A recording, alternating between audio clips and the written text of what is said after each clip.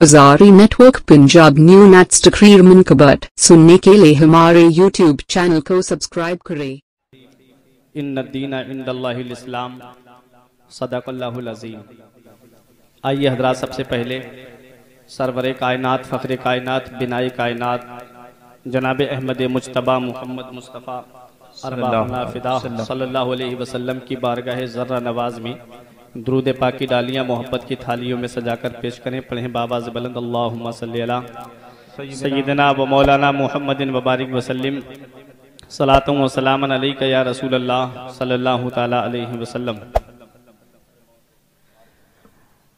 है ज़माने में तेरे नाम की शोहरत ख्वाजा, वाह।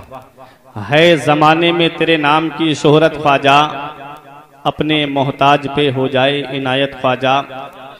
हैं गदा शाह भी दरबार के मंगते तेरे, सबको मिलता है तेरा फैज़ सखावत ख्वाजा। सुभान अल्लाह। होगा क्या खौफ ज़माने के हवादिस का उसे, जिसको मिल जाए फ़कत तेरी हिमायत ख्वाजा। तेरी ज़मीन तेरा आसमान है ख्वाजा, इसीलिए तो ये भारत महान है ख्वाजा। और बस एक कतरे के मानिंद है अना सागर, तेरे कांसे में पूरा हिंदुस्तान है ख्वाजा। बेशक बेशक। एक बार और दुरूद पाक पढ़ें। अल्लाहुम्मा सल्ली अला सय्यिदना व मौलाना मुहम्मदिन व बारिक वसल्लिम सलातु व सलामन अलैका या रसूल अल्लाह सल्लल्लाहु तआला अलैहि वसल्लम। हज़रात, हुजूर ख्वाजा गरीब नवाज रज़ी अल्लाह तआला अन्हु के तबलीग दीन के ताल्लुक से चंद मिनट की गुफ्तगू आप हजरात बगौर समात करें। परवरदिगार आलम मुझे हक बोलने और आपको हक सुनने की तौफीक अता फरमाए। आज इस दुनिया में बहुत सारे मज़ाहिब पाए जाते हैं, बहुत से अदियान पाए जाते हैं, बहुत से धर्म पाए जाते हैं, और हर इंसान का ये दावा है कि मेरा मजहब सच्चा है, मेरा धर्म सच्चा है, मेरा दीन सच्चा है। अब कैसे पता लगाया जाए कि किसका धर्म सच्चा है, किसका दीन सच्चा है, किसका मजहब सच्चा है? तो आइए उस किताब से पूछते हैं जिसे अपने भी मानते हैं और गैर भी मानते हैं। जी जी। और वो किताब है कुरान पाक।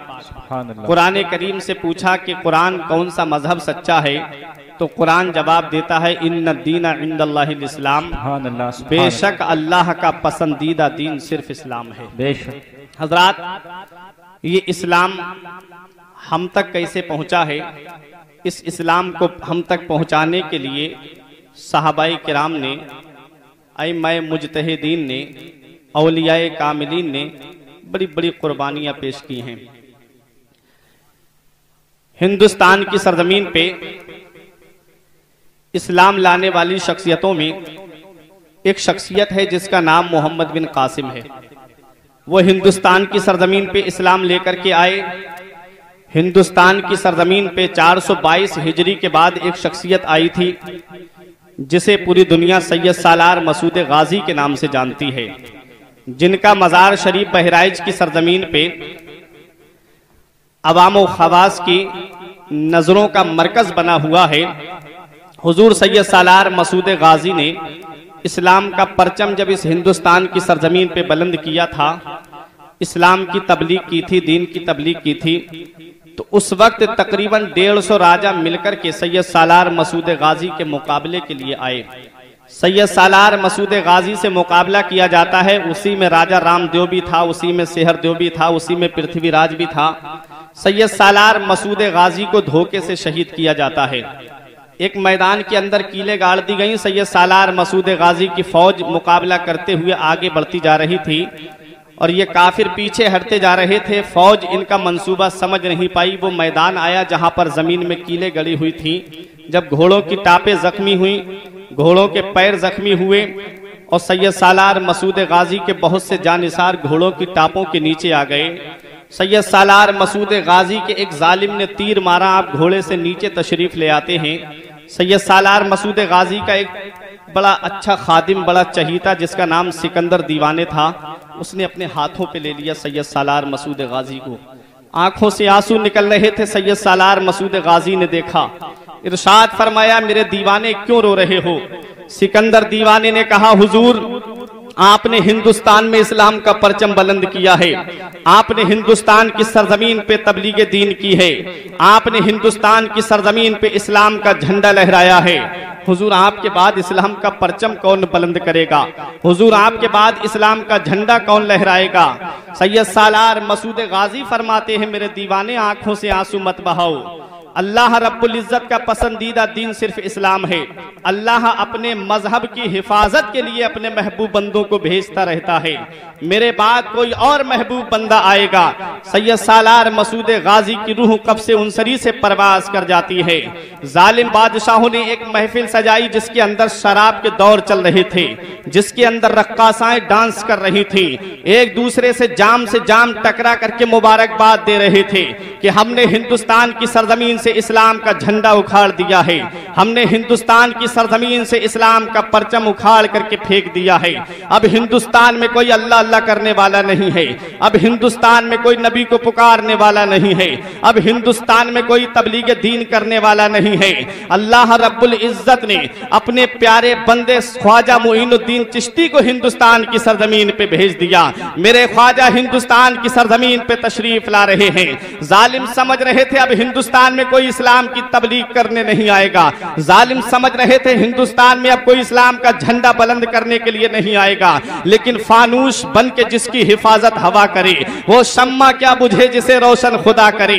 नूर हक इस्लाम है उसको बुझा सकता है कौन, जिसका हामी हो खुदा उसको मिटा सकता है कौन। मेरे ख्वाजा हिंदुस्तान की सरजमीन पे तशरीफ ला रहे हैं। लाहौर की सरजमीन पे शहाबुद्दीन मोहम्मद गौरी के लश्कर से मुलाकात हुई, जिसने हिंदुस्तान की सरजमीन पे हमला किया था, हिंदुस्तान के राजा से शिकस्त खा के आ रहा था, हिंदुस्तान के राजा से मात खा के आ रहा था। सब मेरे ख्वाजा गरीब नवाज को देखा, चेहरे से मुसलमान लग रहे हैं। मेरे ख्वाजा को सलाम किया, कहा बाबा कहाँ जा रहे हो?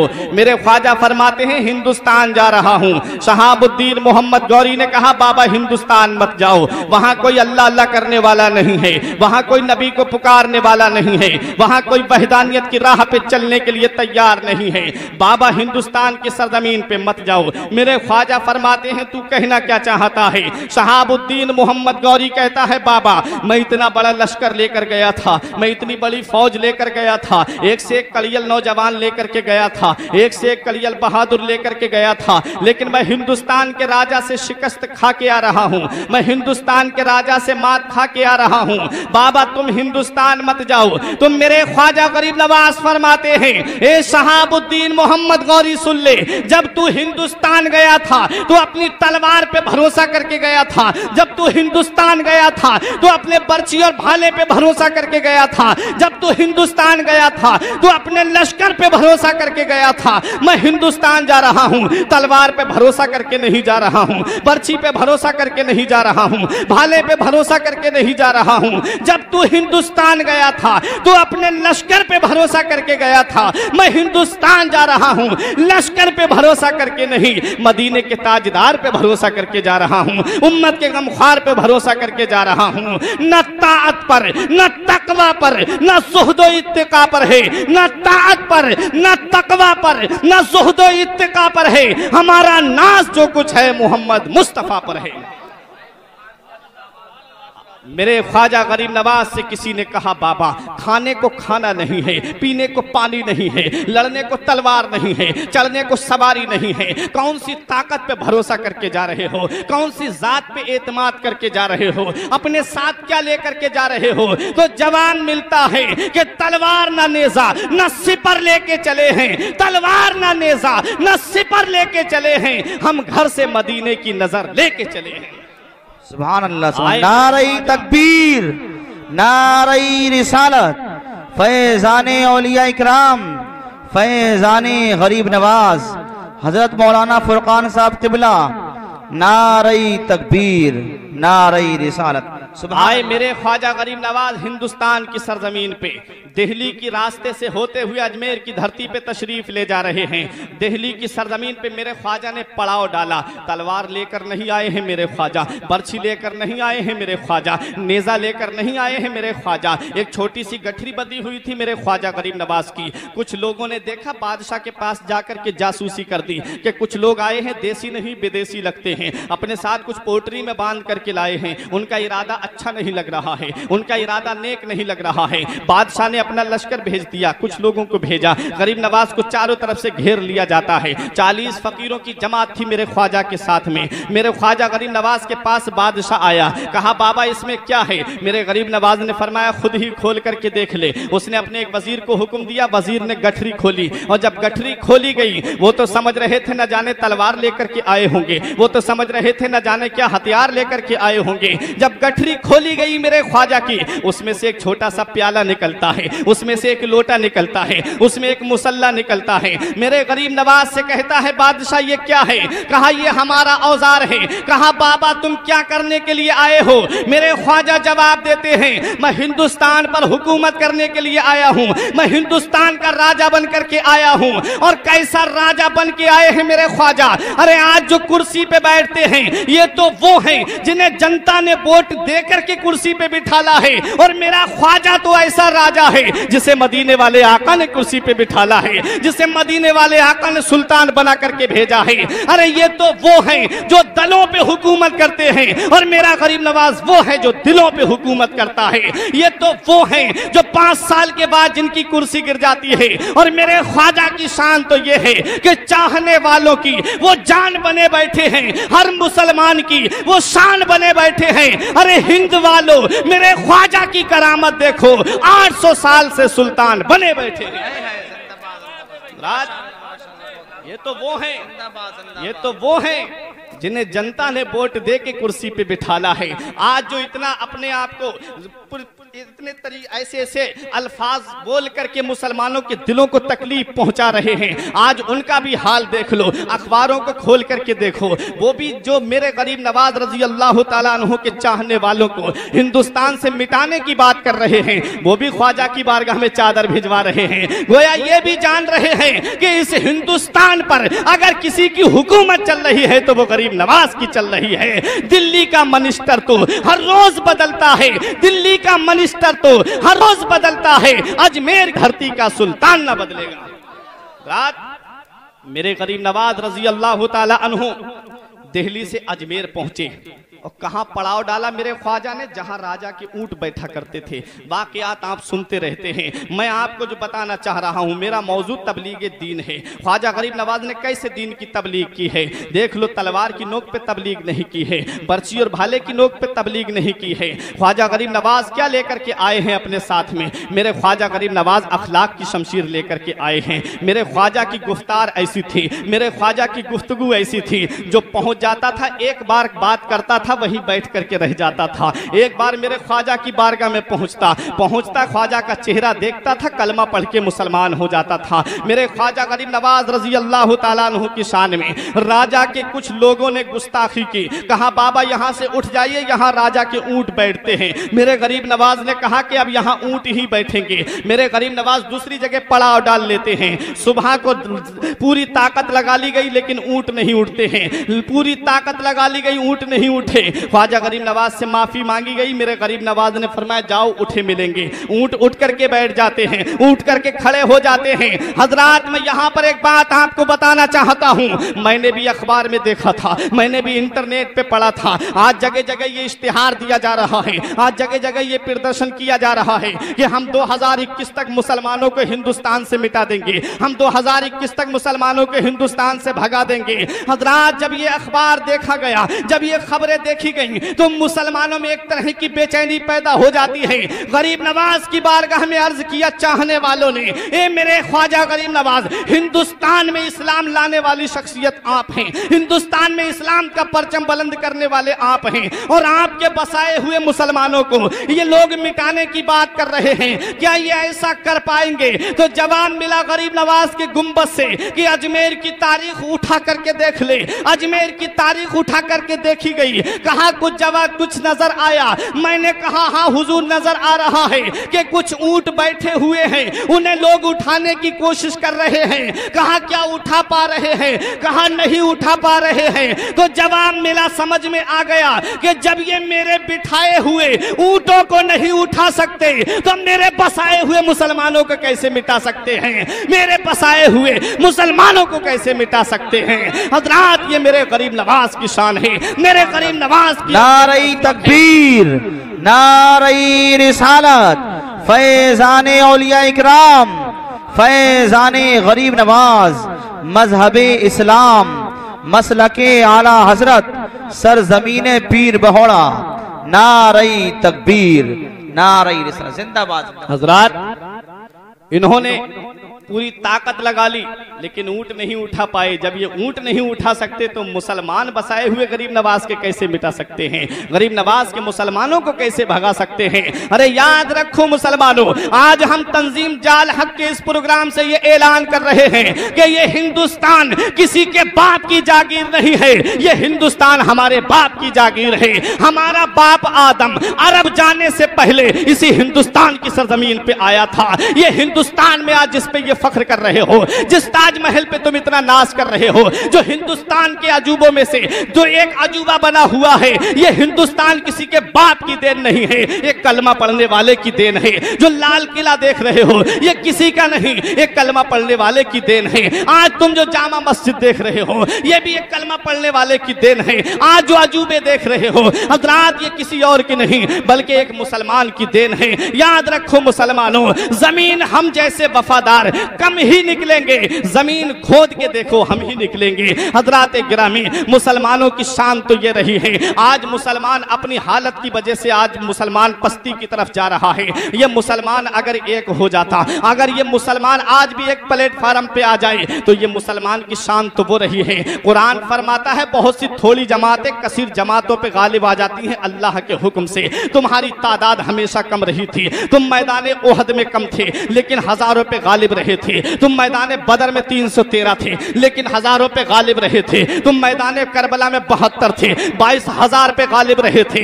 ये मुसलमानों तुम अपने अंदर इस्तिकलाल तो पैदा करो, तुम अपने अंदर इस्तेहकाम तो पैदा करो। अरे तुम्हारी शान तो ये थी कि खुद परवरदिगार फरमाता है तुम पक्के सच्चे मुसलमान तो बन जाओ। सनुल्की फी कुलूबिल लज़ीना कफरुर रुबा, काफिरों के दिलों में तुम्हारा डर तो हम डाल देंगे, काफिरों दिलों में तुम्हारा दबदबा तो हम डाल देंगे। तुम पहले मुसलमान तो बनो। पहले के मुसलमान दूर से देखते तो लगता था मुसलमान आ रहे हैं, आज उनका चेहरा देखो तो पता नहीं चलता कि ये मुसलमान आ रहे हैं। आज उनका आज उनका लिबास गैर मुस्लिमों जैसा हो गया, आज उनका चेहरा गैर मुस्लिमों जैसा हो गया, आज उनका पहनावा रहन सहन गैर मुस्लिमों जैसा हो गया। ए मुसलमानों तुम्हारी शान तो ये थी, तुम जिस रास्ते से गुजर जाते थे रास्ते साफ कर दिए जाते थे। ए मुसलमानों आज तुम्हारी मस्जिदों की अजानों पे पाबंदी लगाई जा रही है, सिर्फ इस वजह से पाबंदी लगाई जा रही है कि मुसलमान नमाज नहीं पढ़ते हैं। फजर की अजान पे पाबंदी लगा दी गई सिर्फ इस वजह से कि मुसलमान 99% फजर की नमाज नहीं पढ़ते हैं। अजान देकर के हमारी नींदें खराब करते हैं,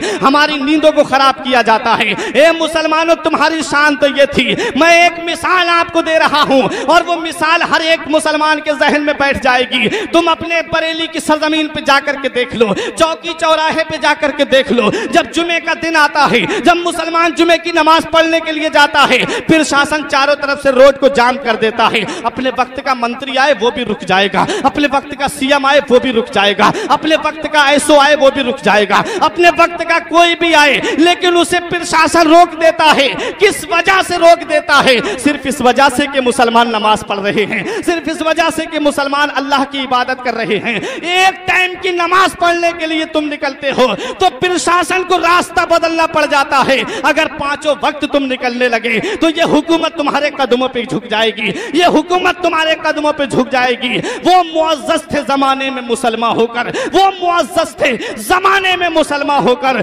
और हम ख्वार हुए तारिके कुरान होकर। दरसे कुरान अगर हमने भुलाया होता, ये जमाना ना जमाने ने दिखाया होता। आज तुम्हारी मस्जिदों पे हमले किए जा रहे हैं, आज तुम्हारे मज़ारों पे हमले किए जा रहे हैं, आज तुम्हारी इबादत गाहों पे हमले किए जा रहे हैं, आज तुम्हारे घरों पे हमले किए जा रहे हैं, आज तुम्हारे कल्चर पे हमले किए जा रहे हैं, आज तुम्हारे किरदार पे हमले किए जा रहे हैं, आज तुम्हारे कैरेक्टर पे हमले किए जा रहे हैं। इसमें किसी और की कमी नहीं है, इसमें खुद हमारी कमी है। हमने रसूल की सुन्नतों पे अमल करना छोड़ दिया, हमने रसूल के फरमान पर अमल करना छोड़ दिया, हमने अल्लाह और उसके रसूल की नाफरमानी करनी शुरू कर दी। ए मुसलमानों याद रखो, जब तक हम रसूल के वफादार बन करके रहे ये दुनिया हमारे कदमों पे रही, और जब से इस दुनिया ने हमारे अंदर घर कर लिया हम गैरों के सामने झुकते नजर आ रहे हैं, हम गैरों पैगंबरों के सामने घुटने टेकते नजर आ रहे हैं। याद रखो मेरे गरीब नवाज की शान ये थी, अजमेर की धरती पे तशरीफ लाए हैं। पृथ्वीराज ने सर के बालों से पैर के नाखून तक का जोर लगा लिया कि कैसे इस फकीर को निकाल दिया जाए अजमेर से, कैसे इस फकीर को भगा दिया जाए अजमेर से। पूरी ताकत लगा ली, लेकिन मेरे गरीब नवाज को अजमेर से नहीं निकाल पाया। पूरी ताकत लगा ली, पूरी कुव्वत सर्फ कर दी, लेकिन मेरे गरीब नवाज अजमेर की धरती पे रहे। मेरे गरीब नवाज को बादशाह किसी आम इंसान ने नहीं बनाया था, मदीने वाले ताजदार ने बादशाह बना करके भेजा था, उम्मत के गमख्वार ने बादशाह बना करके भेजा था। एक मुसलमान आया इस हिंदुस्तान की सरजमीन पे और उसने 95 लाख गैर मुस्लिमों को कलमा पढ़ा करके इस्लाम में दाखिल कर लिया। ये कौन था? ये कलमा पढ़ने वाला ही तो था, ये दाढ़ी रखने वाला ही तो था, ये जुब्बा और साफा पहनने वाला ही तो था। याद रखो मुसलमानों, मेरे गरीब नवाज इस हिंदुस्तान की सरजमीन पे आए हैं तो कुरान की तिलावत करते हुए आए हैं, नमाज की पाबंदी करते हुए आए हैं। मुसलमानों, नमाज की पाबंदी करो। गरीब नवाज से सच्ची मोहब्बत करते हो तो इस्लाम, गरीब नवाज से सच्चा प्यार है तो नमाज की पाबंदी करो। आशिक को माशूक की हर अदा से प्यार होता है। अगर आपको किसी से मोहब्बत हो जाए तो आपको उसकी बुराइयां भी अच्छाइयां लगने लगती हैं, आप उसकी हर बात मानने के लिए तैयार हो जाते हो। ए मुसलमानों, तुम कैसे मुसलमान हो कि गरीब नवाज से मोहब्बत का दावा कर रहे हो, गरीब नवाज से सच्चे आशिक होने का दावा कर रहे हो, गरीब नवाज के सच्चे मुहिब होने का दावा कर रहे हो और गरीब नवाज की अदाओं को नहीं अपना रहे हो। गरीब नवाज ने नमाजों की पाबंदी की, तुम भी नमाजों की पाबंदी करो। गरीब नवाज ने हुजूर सल्लल्लाहु अलैहि वसल्लम की सुन्नतों पे अमल किया, तुम भी गरीब नवाज रजी अल्लाह तआला अन्हु की मोहब्बत में रसूल की सुन्नतों पे अमल करो। याद रखो, अगर तुम रसूलुल्लाह सल्लल्लाहु अलैहि वसल्लम के फरमान पर अमल करने लगे तो आज भी तुम्हारी हुकूमत होगी, कल भी तुम्हारी हुकूमत होगी। याद रखो मुसलमानों, गरीब नवाज ने कैसे इस्लाम की तबलीग की है। गरीब नवाज अजमेर की धरती पे इस्लाम की तबलीग कर रहे हैं। पृथ्वीराज चौहान जब परेशान हो गया, उसने एक राजपूत को तैयार किया। आखिरी बात बता करके रुखसत हो रहा हूं। उसने कहा कि अगर तुमने हिंदुस्तान की सरजमीन से, अजमेर की धरती से खासकर इस फकीर को निकाल दिया तो मैं तुम्हें अपनी आदि बादशाहत दे दूंगा। वो राजपूत बहुत ताकतवर था। पहले के राजपूत कैसा लिबास पहनते थे? ऊपर से कमर तक चुस्त होता था, कमर से नीचे ढीला होता था, और उसके अंदर अगर कोई हथियार वगैरह रख लिया जाता कमर में तो वो पता नहीं चलता था। उसने हथियार लगाया, जहर में खंजर बुझाया। जहर में खंजर क्यों बुझाया जाता था? इसलिए बुझाया जाता था कि अगर जख्म हल्का भी लग जाए तब भी जहर पूरे जिस्म में फैल जाएगा तो आदमी उससे खत्म हो जाएगा। पूरे खंजर को उसने जहर में बुझाया, अपनी कमर में रखा, पृथ्वीराज के पास दोबारा आया, बोला आपने जो मुझसे वादा किया है क्या आप उसे पूरा करेंगे? क्या आप मुझे अपनी आदि सल्तनत देंगे अगर मैं उस फकीर को इस हिंदुस्तान से निकाल दूं? अगर मैं उस फकीर को मार दूं तो क्या तुम मुझे आदि सल्तनत दोगे? पृथ्वीराज ने कहा हाँ मैं सल्तनत दूंगा। अब आया मेरे गरीब नवाज की बारगाह में, मेरे गरीब नवाज तकरीर कर रहे हैं। अल्लाह अल्लाह, आज हम घंटों तकरीर करते तो असर नहीं होता, आज 2-2 घंटे तकरीर करते तो असर नहीं होता। गरीब नवाज की तकरीर के बारे में आया है कभी भी 5 मिनट 10 मिनट से ज्यादा तकरीर नहीं करते थे। एक तकरीर मैं आपको गरीब नवाज की सुनाता हूँ। मौलाना आजम साहिब किबला तशरीफ फरमा है, मौलाना शाकिर साहिब किबला, मौलाना उमर साहिब किबला, इन उलमाए किराम की मौजूदगी में मैं बोल रहा हूँ। गरीब नवाज तकरीर कैसी करते थे? गरीब नवाज की तकरीर के अल्फाज सुनो। गरीब नवाज फरमाते हैं कि सखावत करो तो सूरज जैसी, गरीब नवाज फरमाते हैं सखावत करो तो दरिया जैसी, शफकत करो तो सूरज जैसी, फरमाते हैं आजिज़ी करो तो जमीन जैसी। बस 3 जुमलों में तकरीर खत्म गरीब नवाज की। फरमाया सखावत करो तो दरिया जैसी, शफकत करो तो सूरज जैसी, आजिज़ी करो तो जमीन जैसी। आपने देखा होगा दरिया बहता है, चलता दरिया कभी बदबू नहीं मारता, बहता दरिया कभी बदबू नहीं मारता। दरिया बहता जाता है, उसे खुद नहीं पता, आखिर एक दिन वो समंदर में मिल जाता है और लोग उससे भर लेते हैं, लेकिन दरिया में कमी नहीं आती। गरीब नवाज की तकरीर के, गरीब नवाज ने समंदर को कूजे में समा दिया। फरमाते हैं सखावत करो तो दरिया जैसी, सखावत करो तो दरिया जैसी, और फरमाते हैं शफकत करो तो सूरज जैसी। शफकत, सूरज कभी चेहरा देख करके रोशनी नहीं देता, सूरज कभी छप्पर और लिंटर देख करके रोशनी नहीं देता, सूरज कभी बिरादरी देख करके रोशनी नहीं देता। गरीब नवाज फरमाते हैं शफकत करो तो सूरज जैसी, सूरज कभी छोटा और बड़ा देख करके रोशनी नहीं देता, बल्कि जितनी रोशनी अमीर के घर में होती है उतनी ही रोशनी गरीब के घर में होती है, जितनी रोशनी बच्चे के घर में होती है उतनी ही रोशनी बड़े के घर में भी होती है। गरीब नवाज फरमाते हैं आजिजी करो तो जमीन जैसी, जमीन के ऊपर कोई गड्ढा खोद रहा है, जमीन के ऊपर कोई गंदगी कर रहा है, जमीन के ऊपर कोई पानी बहा रहा है, जमीन के ऊपर कोई महल बना रहा है, जमीन के ऊपर कोई छप्पर बना रहा है, लेकिन जमीन किसी से कुछ नहीं कह रही है। गरीब नवाज फरमाते हैं आजिजी करो तो जमीन जैसी। ये तकरीर गरीब नवाज की खत्म होती है। लोग गरीब नवाज खुद भी रोते थे और सुनने वाले भी रोया करते थे। गरीब नवाज रजी अल्लाह तआला अन्हु की तकरीर सुनने वाले भी तो होते थे। ख्वाजा कुतुबुद्दीन बख्तियार काकी, बाबा फरीदुद्दीन गंजे शकर, हजरात गिरामी बड़ी बड़ी हस्तियां तकरीर सुना करती थी। गरीब नवाज की बारगाह से सब लोग तकरीर सुन करके जाने लगे। वाकया सुन लीजिए, गरीब नवाज ने फरमाया जब वो नौजवान जाने लगा, आपने फरमाया तुम जिस काम के लिए आए थे वो अपना काम भी कर लो। गरीब नवाज ने फरमाया उस राजपूत से तुम जिस काम के लिए आए थे वो अपना काम कर लो।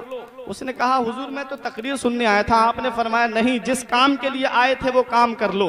इसने कहा हुजूर मैं किस काम के लिए आया था? इसने कहा हुजूर मैं किसी और काम के लिए नहीं आया था। मेरे गरीब नवाज फरमाते हैं पृथ्वीराज चौहान से क्या वादा करके आया है? पृथ्वीराज चौहान ने तुझसे क्या कहा था कि अगर तूने गरीब नवाज को मार दिया तो मैं तुझे आधी सल्तनत दे दूंगा, आ जा और अपना पूरा काम कर ले। मेरे गरीब नवाज की जबान से इतना सुनना था कि कदमों पे गिर जाता है और रो करके कहता है कि जब अजमेर के गरीब नवाज के इल्म का ये आलम है तो मदीने वाले मुस्तफा के इल्म का आलम क्या होगा। जब उनके गदा भर देते हैं शाहाने जमाना की झोली, जब उनके गदा भर देते हैं शाहाने जमाना की झोली, मोहताज का जब ये आलम है मुख्तार का आलम क्या होगा। चाहे तो इशारों से अपने काया ही पलट दे दुनिया की, चाहे तो इशारों से अपने काया ही पलट दे दुनिया की। ये शान है उनके गुलामों की, सरदार का आलम क्या होगा।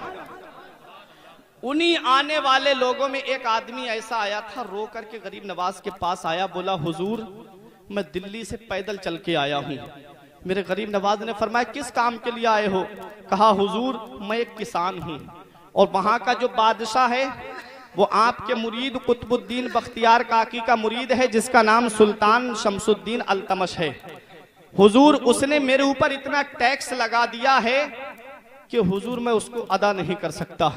आप उससे कह देंगे वो आपकी बात मान लेगा। हजरात आज का कोई होता तो वो फोन करता। हजरात आज तो इतना तरक्की याफ्ता दौर है, आज तो प्लेनों का जमाना है, ट्रेनों का जमाना है, बसों का जमाना है। मेरे गरीब नवाज ने उसका हाथ पकड़ा और पैदल अजमेर से दिल्ली आते हैं। हजरात मेरे गरीब नवाज उसके हाथ को पकड़ करके अजमेर से दिल्ली आ रहे हैं। जब दिल्ली की सरजमीन पे पहुंचे, ख्वाजा कुतुबुद्दीन बख्तियार काकी ने देखा कि पीरो मुर्शिद आए हैं, अदब के साथ हाजिर हो जाते हैं। कहा हुजूर खबर कर देते, हम आपके इस्तकबाल के लिए आ जाते। हुजूर हमें खबर कर देते, पालकी भेज देते। मेरे गरीब नवाज ने फरमाया ऐसे ही मुझे अचानक आना पड़ा। कहा हुजूर किस काम के लिए आए हैं? मेरे गरीब नवाज फरमाते हैं तुम्हारा मुरीद जो बादशाह है शमसुद्दीन अल्तमश, उसने इस किसान के ऊपर इतना टैक्स लगा दिया है कि ये उसे अदा नहीं कर पा रहा है। कहा हुजूर आप एक खत लिख करके मुझे दे देते। बादशाह की इतनी मजाल कहा कि आपके हुक्म की खिलाफ वर्जी कर दे, बादशाह की इतनी हिम्मत कहा कि आपका फरमान न माने। हुजूर वो मेरा मुरीद है, मेरा। हुजूर आप खाली लिख करके दे देते तो वो इस किसान का टैक्स माफ कर देता। मेरे गरीब नवाज फरमाते हैं देखो कैसे इस्लाम की तबलीग की है मेरे गरीब नवाज ने। अजमेर की धरती से पैदल आए हैं, चप्पल टूट गई, गरीब नवाज के पैर जख्मी हो गए, लेकिन गरीब नवाज उस मुसलमान का दिल रखने के लिए अजमेर से दिल्ली आए हैं। मेरे गरीब नवाज फरमाते हैं कि ये बात ठीक है कि मैं एक पर्चे पे लिख करके दे देता और इसका टैक्स माफ हो जाता, लेकिन इसके दिल में जो आज मोहब्बत है, इसके दिल में जो मेरा प्यार है, इसके दिलजोई के लिए मैं अजमेर से चल करके दिल्ली आया हूं, क्योंकि नबी ने फरमाया है कि किसी मुसलमान का दिल रख लेना ये हज अकबर है, बड़ा वाला हज है। हजरात गिरामी, मेरे गरीब नवाज फरमाते हैं जब तक अल्लाह रब्बुल इज्जत का वो प्यारा नहीं हो सकता जब तक उसके महबूब बंदों की दिलजोई ना करे, जब तक उसके महबूब बंदों की दिलजोई ना करे। मैं इसकी दिलजोई के लिए अजमेर से दिल्ली आया हूं। ख्वाजा कुतुबुद्दीन बख्तियार काकी अपने पीरो मुर्शिद की दस्तबोसी करते हैं। ऐसे खिदमत की है मेरे गरीब नवाज ने इस्लाम की, ऐसे तबलीग की है मेरे गरीब नवाज ने इस्लाम की। आज दुनिया कह रही है इस्लाम तलवार से फैला है, आज इस्लाम दुनिया कह रही है इस्लाम नेज़े बर्छी और भाले से फैला है। मेरा गरीब नवाज कोई तलवार लेकर नहीं आया था, मेरा गरीब नवाज कोई बर्छी और भाला लेकर के नहीं आया था। मुस्तफा के दीन की तबलीग का अरमान लेके आए हैं, दीन की तबलीग का सामान लेके आए हैं, मुस्तफा के शहर का फैजान लेके आए हैं। तीरों तलवार, तीरों खंजर और ना तलवार की बातें करो, तीरों खंजर और ना तलवार की बातें करो। मेरे ख्वाजा हाथ में कुरान लेके आए हैं, मेरे ख्वाजा हाथ में कुरान लेके आए हैं। आए मेरे गरीब नवाज, इस्लाम की तबलीग की, और तबलीग करने का ये सिला मिलता है कि 95 लाख गैर मुस्लिमों को कलमा पढ़ा के इस्लाम में दाखिल कर लेते हैं। गरीबों मुफलिसों से अब मोहब्बत कौन करता है? बाएं रोक कर बोलो हिफाजत कौन करता है? मुसलसल 800 सालों से वो भारत के राजा हैं। मेरे ख्वाजा पिया जैसी हुकूमत कौन करता है? बादशाहों की तरह और ना वजीरों की तरह। हम तो दरवेश थे, आए थे यहाँ पीरों की तरह। राजमहलों में कहाँ ढूंढ रहे हो हमको? हम तो अजमेर में रहते हैं फकीरों। Hazari network Punjab new nets तकरीर मुनकबत सुनने के लिए हमारे यूट्यूब चैनल को सब्सक्राइब करें। कोई गलती हो गई उसे माफ फरमाए। एक बार कलमा तैयब पढ़ लीजिए, ला इलाहा इल्लल्लाह मुहम्मद रसूलुल्लाह सल्लल्लाहु अलैहि वसल्लम। रही कली तो फूल खिलेंगे, जिंदगी बाकी रही फिर मिलेंगे। अस्सलाम वालेकुम।